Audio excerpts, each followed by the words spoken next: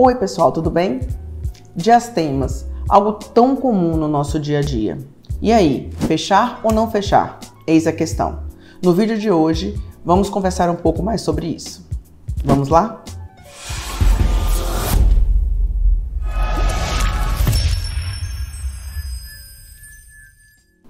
Eu sou Andréa Lago e se você está aqui no canal pela primeira vez, te convido a conhecer melhor.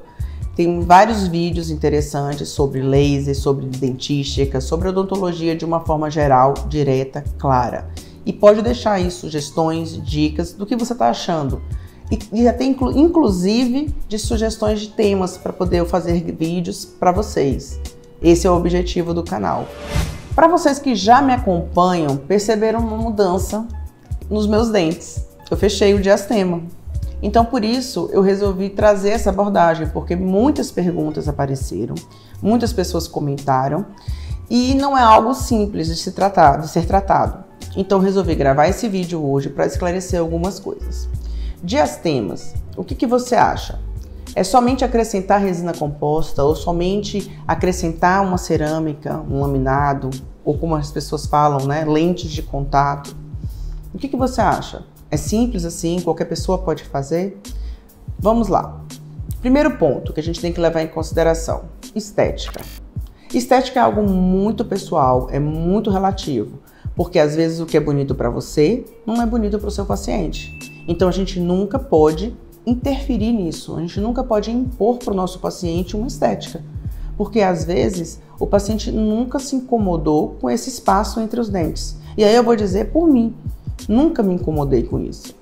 Passei a minha adolescência, a parte da graduação inteira sem me incomodar com isso, até que uma pessoa levantou essa lebre e falou: André, você não tem vontade de fechar esse espaço entre os seus dentes? Se você for fechar, faça isso, não faça aquilo, faça aquilo. Eu não sabia nem do que se tratava. Eu estava no primeiro período de odontologia, quando a primeira pessoa veio comentar isso comigo. Depois, isso foi se tornando uma obsessão em fechar. E aí a gente, quando fica obcecado por uma coisa, a gente mete os pés pelas mãos. Mas enfim, não façam isso com seus pacientes. Deixem que os pacientes nos tragam as queixas. A gente precisa aprender a ouvir. Isso é a primeira lição. Outra coisa importante que a gente precisa levar em consideração quando a gente está se tratando em fechamento de diastema. Os dentes, eles estão em cima de um periodonto de suporte. Então, eles estão em cima de uma gengiva, estão em cima de osso. A gente precisa saber se a gente, ao acrescentar um material restaurador para fechar esses espaços, se a gente vai invadir o espaço biológico. E se a gente invadir o espaço biológico, a gente vai causar uma iatrogenia, a gente vai causar uma inflamação e a gente vai causar uma perda óssea. Então, a gente precisa ter o hábito de fazer o quê? Uma sondagem periodontal, um exame radiográfico. A gente precisa avaliar o paciente como um todo. Bom, não tem. Outro aspecto importante, o freio labial. Esse freio, a inserção dele se dá entre os incisivos superiores. Isso está impedindo o fechamento desse espaço. E aí está causando diastema. Então, é preciso fazer a remoção do freio através de cirurgia de uma frenectomia.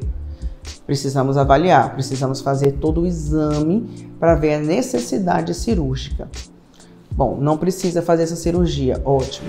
Um outro aspecto que a gente deve levar em consideração é o espaço, se esse espaço entre os dentes, ou seja, se esse diastema está apenas concentrado no incisivo, entre os incisivos centrais superiores e o tamanho que ele se encontra. Porque aí a gente precisa encaminhar para o ortodontista.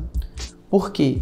O ortodontista, ele vai redistribuir esses espaços. E aí, redistribuindo, a gente diminui a distância entre os incisivos centrais superiores e distribui entre os outros dentes, entre os laterais, entre os caninos, os premolares. Para quê? Para que aí a gente consiga acrescentar material restaurador de uma forma mais uniforme, sem precisar acrescentar uma quantidade muito grande, causando até uma iatrogenia. E o fator, assim, outro fator importantíssimo e que para mim foi importante e crucial na minha vida, oclusão. Porque foi graças à minha experiência com o meu diastema, no passado, quando eu fechei, vários problemas foram desenvolvidos, entre eles eu quase perdi os meus incisivos centrais superiores. Eu desenvolvi a síndrome do dente gretado. Se você não conhece, eu já fiz um vídeo sobre esse assunto. Vou deixar o card aqui desse assunto para quem não conhece ou para quem quiser relembrar esse assunto. E aí eu tive que estudar oclusão. Por quê?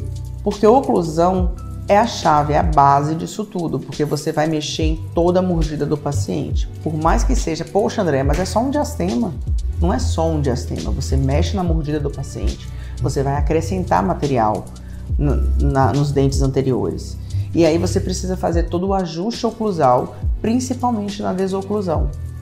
Então, gente, a gente precisa pensar no paciente, a gente precisa trabalhar de forma integrada. E além disso, dependendo de quanto tempo o paciente tenha ficado com esse diastema, a forma como ele se adaptou ao longo da vida, enfim, fechou esse diastema, muitas vezes modifica até a forma como esse paciente vai falar outra vez.